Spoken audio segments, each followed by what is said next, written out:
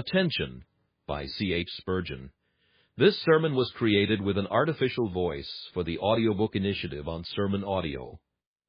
There may be mispronunciations or occasional repetitions.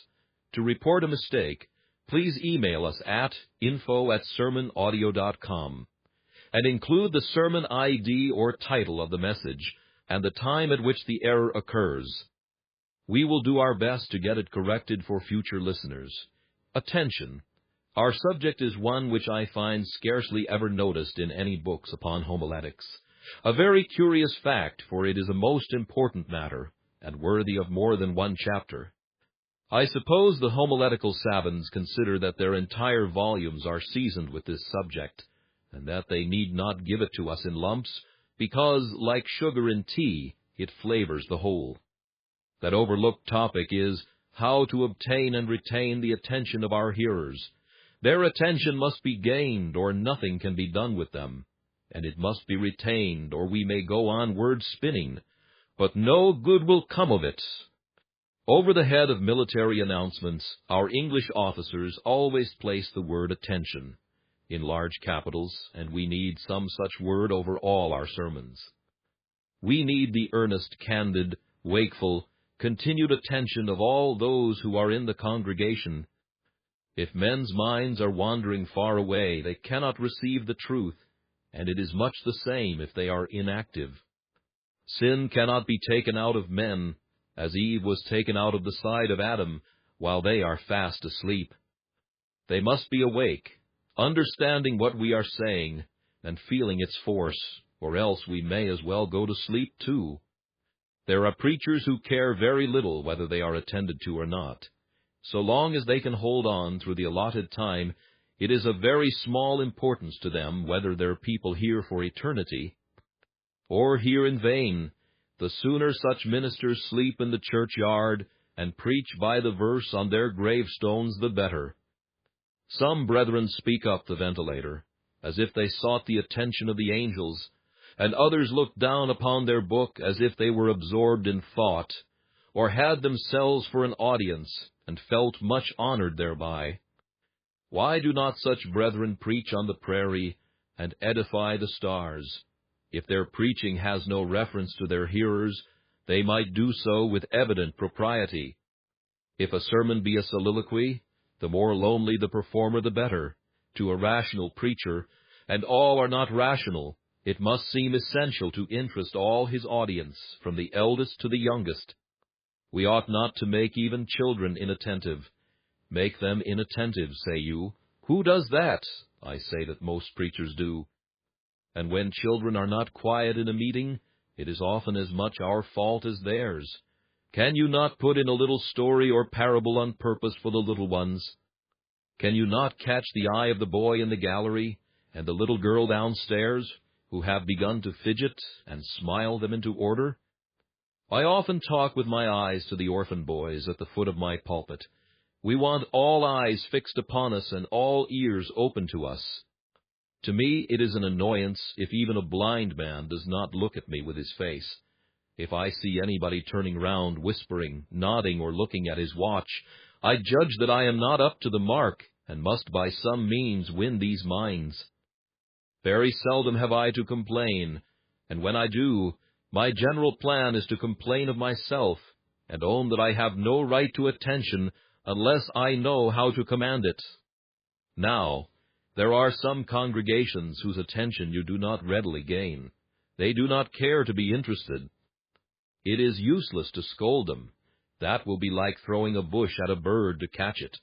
The fact is that in most cases there is another person whom you should scold, and that is yourself.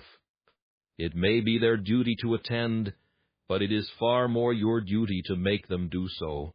You must attract the fish to your hook, and if they do not come, you should blame the fisherman and not the fish. Compel them to stand still a while, and hear what God the Lord would speak to their souls. The minister who recommended the old lady to take snuff in order to keep from dozing was very properly rebuked by her reply, that if he would put more snuff into the sermon, she would be awake enough. We must plentifully cast snuff into the sermon, or something yet more awakening. Recollect that to some of our people it is not so easy to be attentive. Many of them are not interested in the matter, and they have not felt enough of any gracious operation on their hearts to make them confess that the gospel is of any special value to them.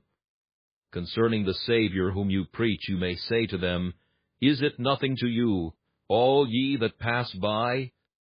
Is it nothing to you that Jesus should die? Many of them have through the week been borne down by the press of business cares. They ought to roll their burden on the Lord, but do you always do so?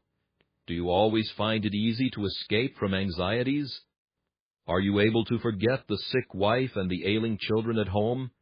There is no doubt whatever that many come into the house of God loaded heavily with the thoughts of their daily avocations. The farmer recollects the fields that are to be plowed or to be sown. It is a wet Sunday, and he is reflecting upon the yellow look of the young wheats. The merchant sees that dishonored bill fluttering before his eyes, and the tradesman counts over his bad debts. I should not wonder if the colors of the ladies' ribbons and the creak of the gentlemen's boots disturb many. There are troublesome flies about, you know. Beelzebub, the god of flies, takes care that wherever there is a gospel feast, the guest should be worried with petty annoyances. Often mental mosquitoes sting the man while you are preaching to him, and he is thinking more of trifling distractions than of your discourse. Is it so very wonderful that he does? You must drive the mosquitoes away, and secure your people's undistracted thoughts, turning them out of the channel in which they have been running 6 days into one suitable for the Sabbath. You must have sufficient leverage in your discourse, and it's subject to lift them right up from the earth to which they cleave, and to elevate them a little nearer heaven. Frequently, it is very difficult for congregations to attend, because of the place and the atmosphere. For instance, if the place is like this room at present, sealed against the pure air, with every window closed, they have enough to do to breathe, and cannot think of anything else. When people have inhaled over and over again the air which has been in other people's lungs, the whole machinery of life gets out of gear, and they are more likely to feel an aching head than a broken heart. The next best thing to the grace of God for a preacher is oxygen. Pray that the windows of heaven may be opened, but begin by opening the windows of your meeting house. Look at many of our country places, and I am afraid our city chapels too, and you will find that the windows are not made to open. The modern barbarous style of building gives us no more ceiling than a barn, and no more openings for ventilation than would be found in an oriental dungeon, where the tyrant expected his prisoner to die by inches. What would we think of a house where the windows could not be opened? Would any of you hire such a dwelling? Yet Gothic architecture and silly pride make many persons renounce the wholesome sash window for little holes in the ceiling, or bird traps in the windows, and so places are made far less comfortable than Nebuchadnezzar's furnace was to Shadrach, Meshach, and Abednego.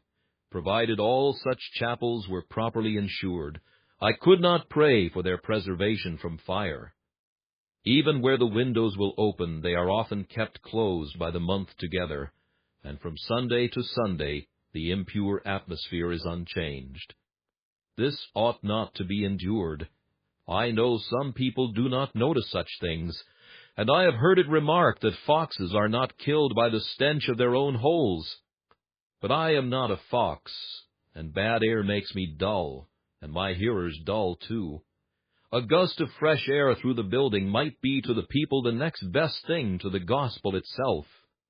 At least it would put them into a fit frame of mind to receive the truth. Take trouble on weekdays to remove the hindrance arising from foul air. In my former chapel in Park Street, I mentioned to my deacons several times my opinion that the upper panes of the iron-framed windows had better be taken out, as the windows were not made to open. I mentioned this several times, and nothing came of it, but it providentially happened one Monday that somebody removed most of those panes in a masterly manner, almost as well as if they had been taken out by a glazier. There was considerable consternation, and much conjecture as to who had committed the crime, and I proposed that a reward of £5 should be offered for the discovery of the offender, who, when found, should receive the amount as a present. The reward was not forthcoming, and therefore I have not felt it to be my duty to inform against the individual. I trust none of you will suspect me, for if you do, I shall have to confess that I have walked with the stick which let the oxygen into that stifling structure. Sometimes the manners of our people are inimical to attention. They are not in the habit of attending. They attend the chapel, but do not attend to the preacher.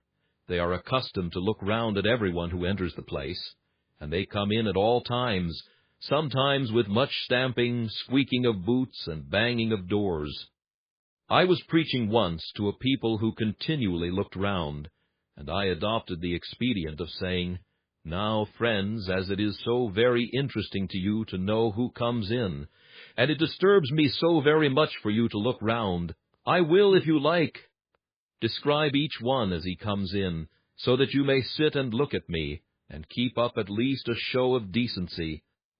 I described one gentleman who came in, who happened to be a friend whom I could depict without offense, as a very respectable gentleman who had just taken his hat off, and so on. And after that one attempt, I found it was not necessary to describe any more, because they felt shocked at what I was doing, and I assured them that I was much more shocked that they should render it necessary for me to reduce their conduct to such an absurdity. It cured them for the time being, and I hope forever, much to their pastor's joy. We will now suppose that this is set right. You have let the foul air out of the place, and reformed the manners of the people. What next?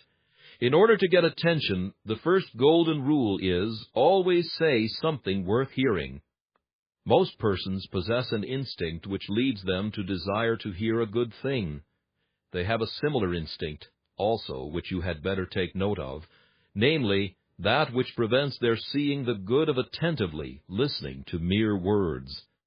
It is not a severe criticism to say that there are ministers whose words stand in a very large proportion to their thoughts. In fact, their words hide their thoughts, if they have any. They pour out heaps of chaff, and perhaps there may be somewhere or other an oat or two, but it would be hard to say where. Congregations will not long attend to words, words, words, words, and nothing else. Amongst the commandments I am not aware of one which runs thus: Thou shalt not be verbose, but it may be comprehended under the command, Thou shalt not steal. For it is a fraud upon your hearers to give them words instead of spiritual food. In the multitude of words there wanteth not sin, even in the best preacher. Give your hearers something which they can treasure up and remember, something likely to be useful to them, the best matter from the best of places, solid doctrine from the divine word. Give them manna fresh from the skies, not the same thing over and over again in the same form ad nauseum, like workhouse bread cut into the same shape all the year round. Give them something striking, something that a man might get up in the middle of the night to hear, and which is worth his walking 50 miles to listen to. You are quite capable of doing that. Do it, brethren. Do it continually, and you will have all the attention you can desire. Let the good matter which you give them be very clearly arranged. There is a great deal in that. It is possible to heap up a vast mass of good things all in a muddle. Ever since the day I was sent to shop with a basket, and purchased a pound of tea, 1/4 pound of mustard, and 3 pounds of rice, and on my way home saw a pack of hounds, and felt it necessary to follow them over hedge and ditch, as I always did when I was a boy, and found when I reached home that all the goods were amalgamated, tea, mustard, and rice, into one awful mess. I have understood the necessity of packing up my subjects in good stout parcels, bound round with the thread of my discourse, and this makes me keep to firstly, secondly, and thirdly, however unfashionable that method may now be.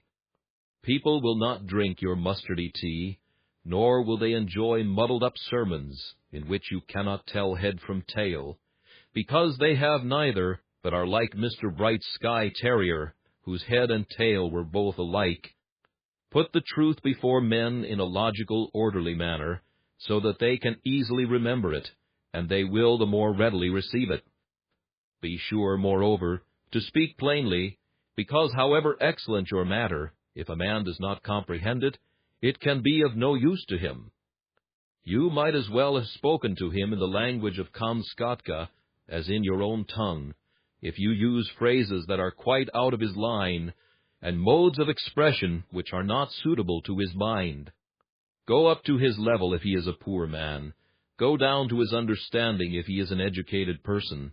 You smile at my contorting the terms in that manner, but I think there is more going up in being plain to the illiterate than there is in being refined for the polite.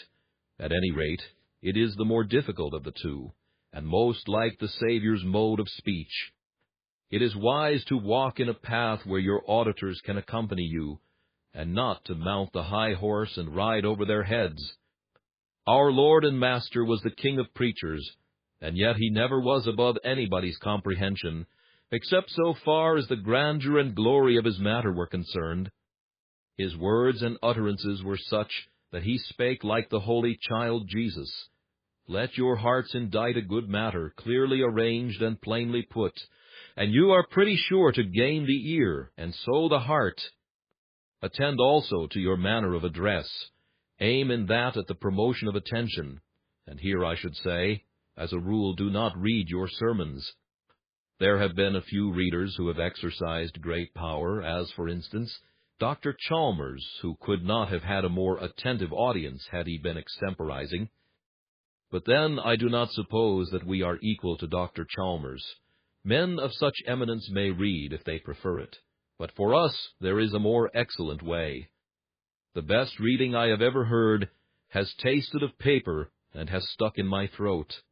I have not relished it, for my digestion is not good enough to dissolve foolscape. It is better to do without the manuscript, even if you are driven to recite. It is best of all if you need neither to recite nor to read. If you must read, mind that you do it to perfection. Be the very best of readers, and you had need to be, if you would secure attention. Here let me say, if you would be listened to, do not extemporize in the emphatic sense, for that is as bad as reading, or perhaps worse, unless the manuscript was written extemporaneously. I mean without previous study. Do not go into the pulpit and say the first thing that comes to hand, for the uppermost thing with most men is mere froth. Your people need discourses, which have been prayed over and laboriously prepared. People do not want raw food. It must be cooked and made ready for them. We must give out of our very souls, in the words which naturally suggest themselves, the matter which has been as thoroughly prepared by us as it possibly could have been by a sermon writer. Indeed, it should be even better prepared, if we would speak well.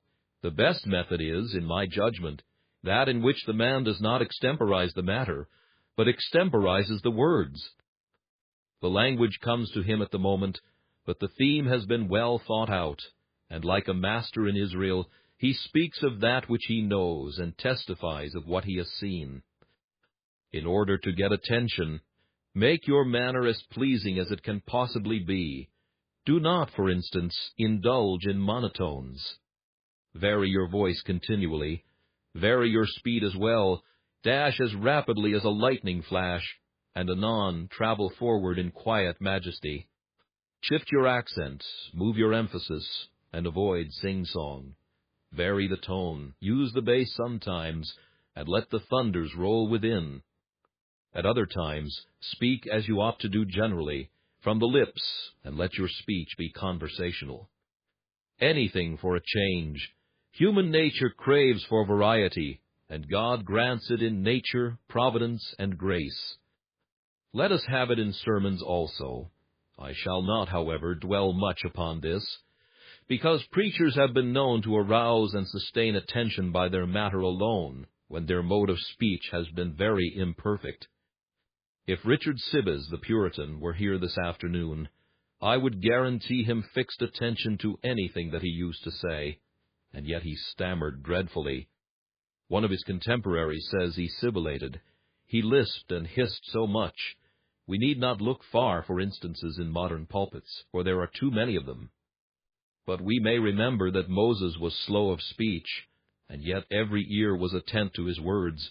Probably Paul also labored under a similar infirmity, for his speech was said to be contemptible.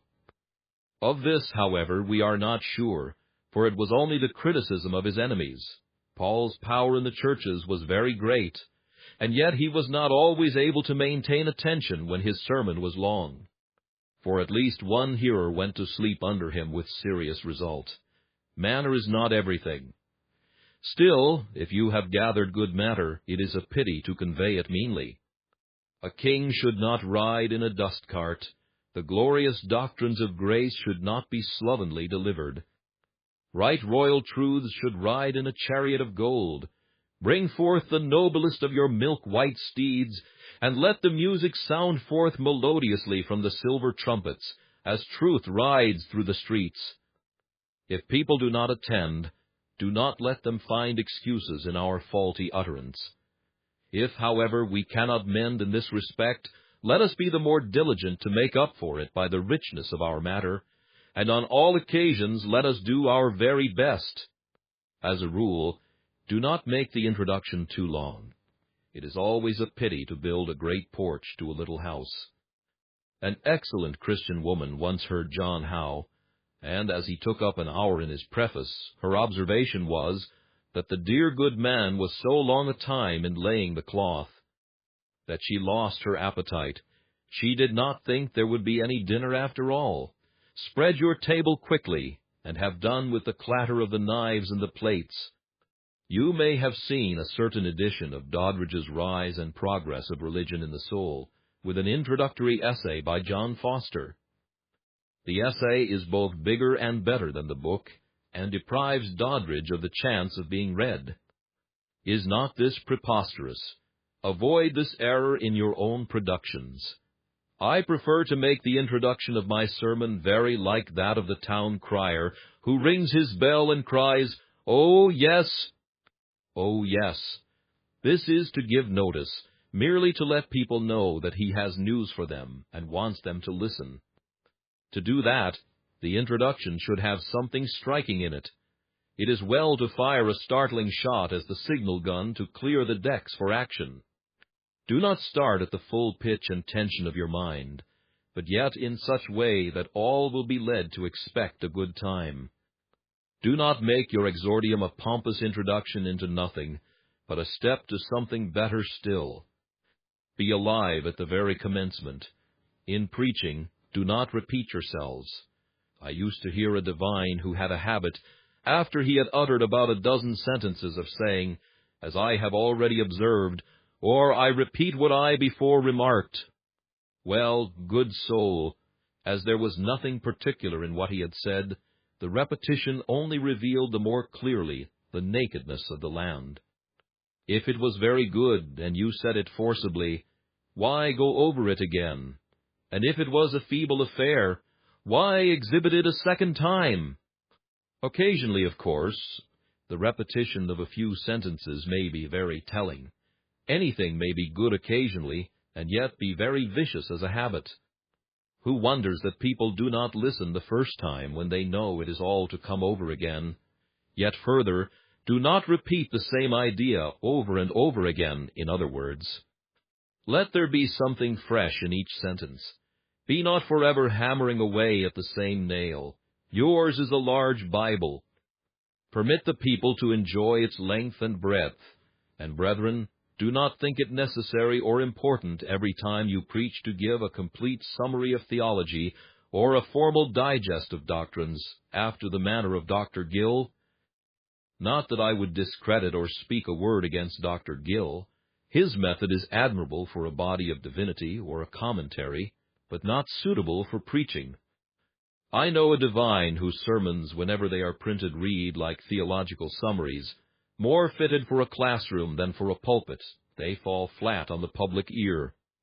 Our hearers do not want the bare bones of technical definition, but meat and flavor. Definitions and differences are all very well, but when they are the staple of a sermon, they remind us of the young man whose discourse was made up of various important distinctions. Upon this performance, an old deacon observed that there was one distinction which he had omitted, namely, the distinction between meat and bones. If preachers do not make that distinction, all their other distinctions will not bring them much distinction. In order to maintain attention, avoid being too long. An old preacher used to say to a young man who preached an hour, "My dear friend, I do not care what else you preach about, but I wish you would always preach about 40 minutes. We ought seldom to go much beyond that. 40 minutes, or say, 3/4 of an hour. If a fellow cannot say all he has to say in that time, when will he say it?" But somebody said he liked to do justice to his subject. Well, but ought he not to do justice to his people, or at least have a little mercy upon them, and not keep them too long? The subject will not complain of you, but the people will. In some country places, in the afternoon especially, the farmers have to milk their cows, and one farmer bitterly complained to me about a young man. "I think from this college, sir. He ought to have given over at 4 o'clock, but he kept on till half-past, and there were all my cows waiting to be milked." How would he have liked it if he had been a cow? There was a great deal of sense in that question. The Society for the Prevention of Cruelty to Animals ought to have prosecuted that young sinner.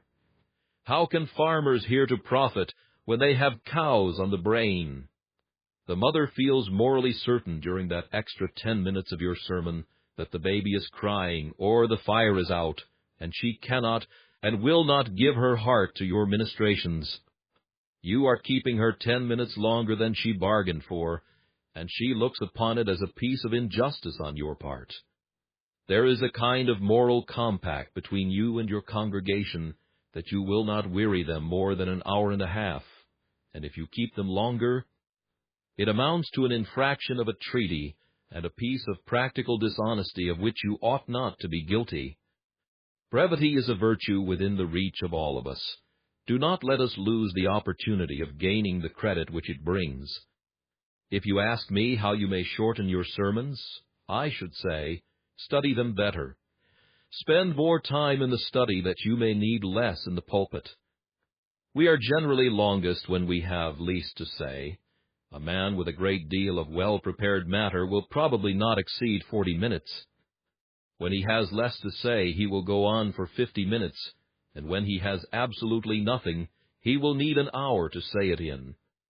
Attend to these minor things, and they will help to retain attention. If you want to have the attention of your people, to have it thoroughly and always, it can only be accomplished by their being led by the Spirit of God into an elevated and devout state of mind.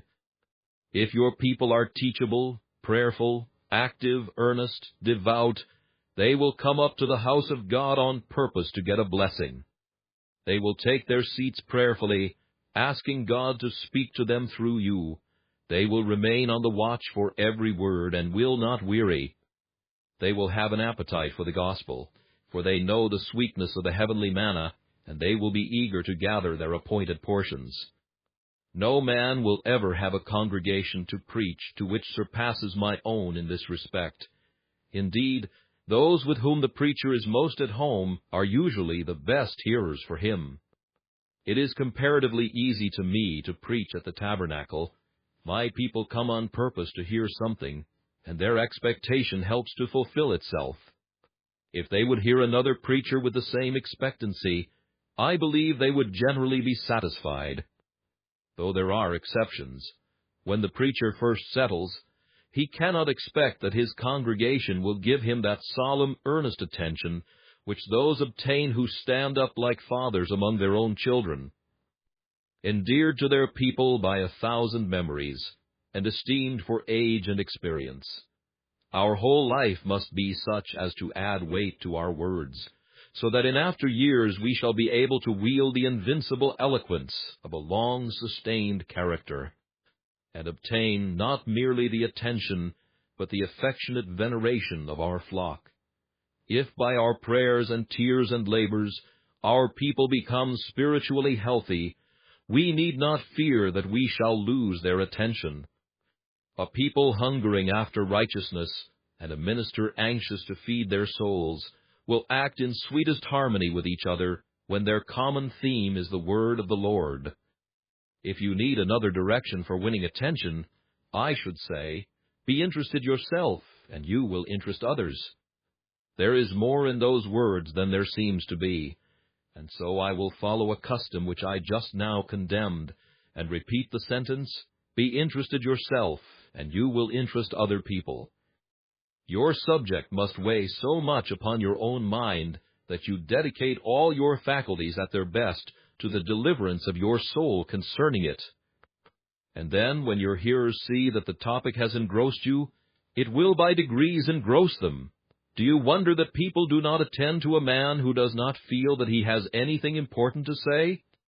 Do you wonder that they do not listen with all their ears when a man does not speak with all his heart? Do you marvel that their thoughts ramble to subjects which are real to them when they find that the preacher is wasting time over matters which he treats as if they were fiction? Romaine used to say it was well to understand the art of preaching, but infinitely better to know the heart of preaching. And in that saying there is no little weight. The heart of preaching, the throwing of the soul into it, the earnestness which pleads as for life itself, is half the battle as to gaining attention. At the same time, you cannot hold men's minds in rapt attention by mere earnestness if you have nothing to say. People will not stand at their doors forever to hear a fellow beat a drum. They will come out to see what he is at, but when they find that it is much ado about nothing, they will slam the door and go in again, as much as to say, "You have taken us in, and we do not like it. Have something to say, and say it earnestly, and the congregation will be at your feet." It may be superfluous to remark that for the mass of our people, it is well that there should be a goodly number of illustrations in our discourses. We have the example of our Lord for that, and most of the greatest preachers have abounded in similes, metaphors, allegories, and anecdotes.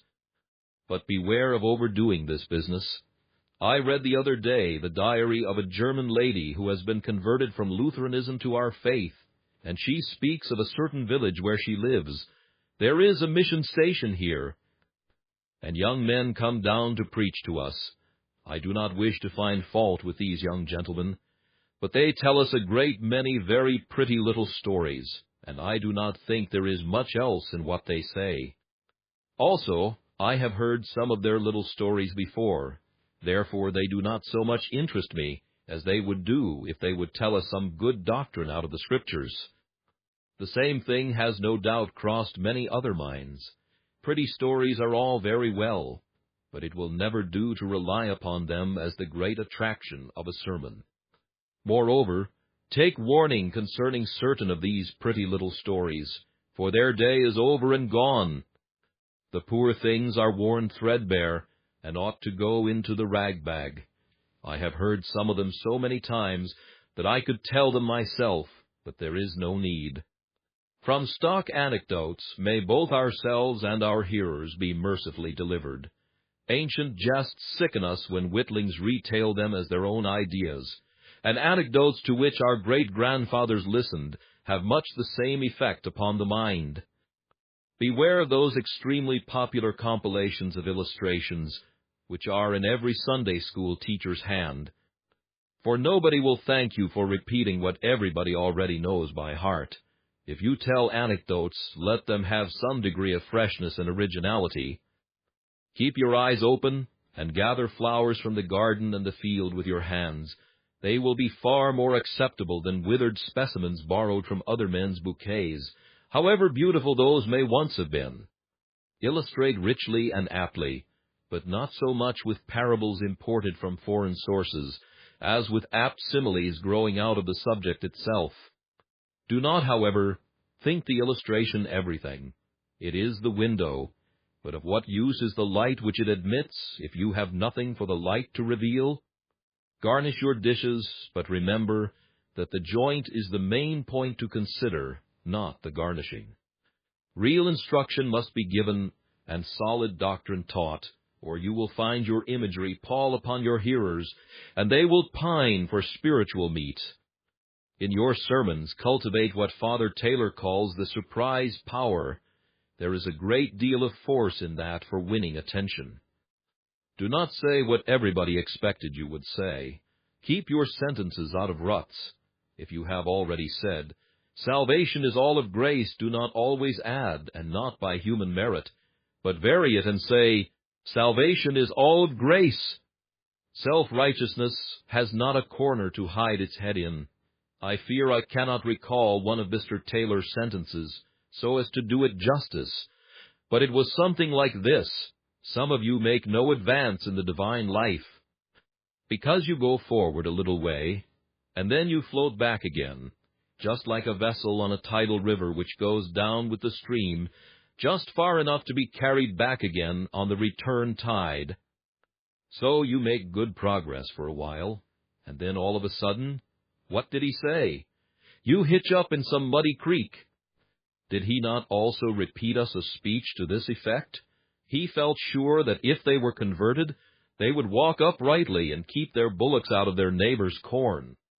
Occasional resorts to this system of surprise will keep an audience in a state of proper expectancy.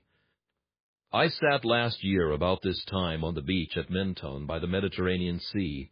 The waves were very gently rising and falling, for there is little or no tide, and the wind was still. The waves crept up languidly one after another, and I took little heed of them, though they were just at my feet. Suddenly, as if seized with a new passion, the sea sent up one far-reaching billow which drenched me thoroughly. Quiet as I had been before, you can readily conceive how quickly I was on my feet, and how speedily my daydreaming ended. I observed to a ministering brother at my side, "This shows us how to preach. To wake people up, we must astonish them with something they were not looking for. Brethren, take them at unawares. Let your thunderbolt drop out of a clear sky. When all is calm and bright, let the tempest rush up, and by contrast make its terrors all the greater. Remember, however, that nothing will avail if you go to sleep yourself while you are preaching. Is that possible?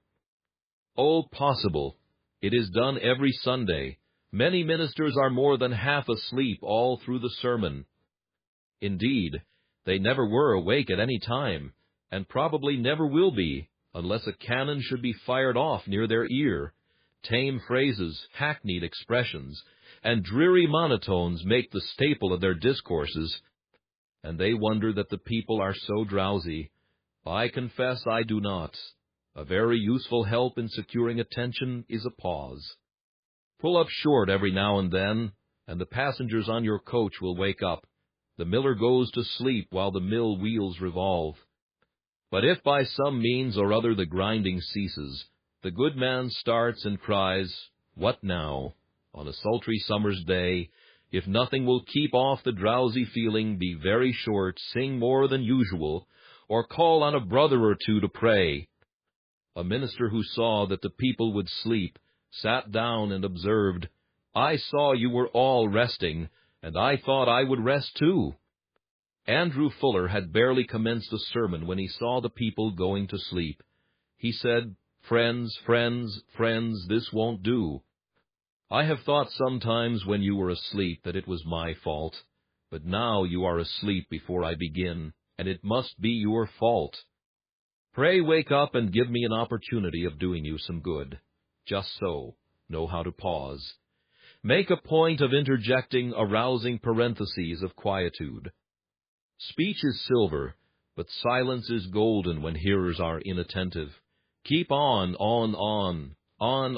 with commonplace matter and monotonous tone, and you are rocking the cradle, and deeper slumbers will result.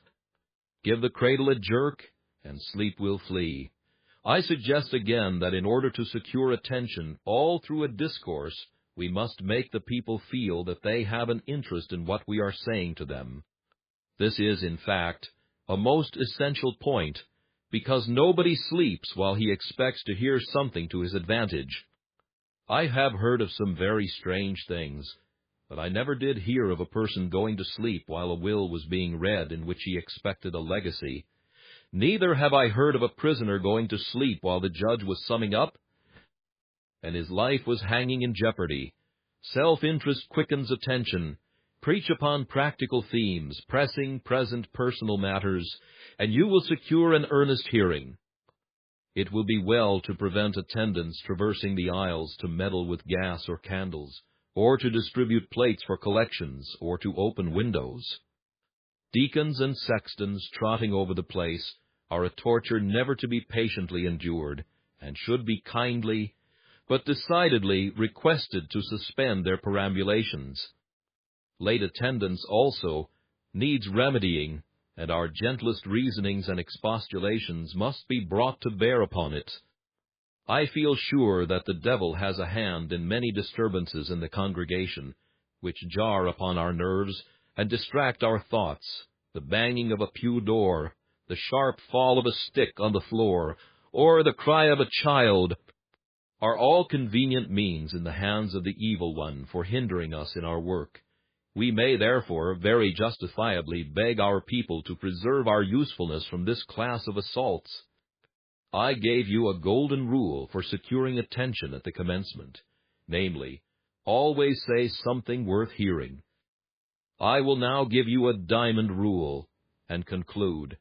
Be yourself clothed with the Spirit of God, and then no question about attention or non-attention will arise.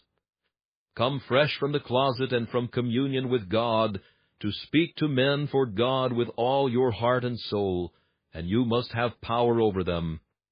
You have golden chains in your mouth which will hold them fast. When God speaks, men must listen, and though he may speak through a poor, feeble man like themselves, the majesty of the truth will compel them to regard his voice. Supernatural power must be your reliance. We say to you, perfect yourselves in oratory. Cultivate all the fields of knowledge. Make your sermon mentally and rhetorically all it ought to be. You ought to do no less in such a service. But at the same time remember, it is not by might nor by power that men are regenerated or sanctified, but by my Spirit, saith the Lord. Are you not conscious sometimes of being clad with zeal as with a cloak, and filled to the full with the Spirit of God? At such times you have had a hearing people, and ere long a believing people.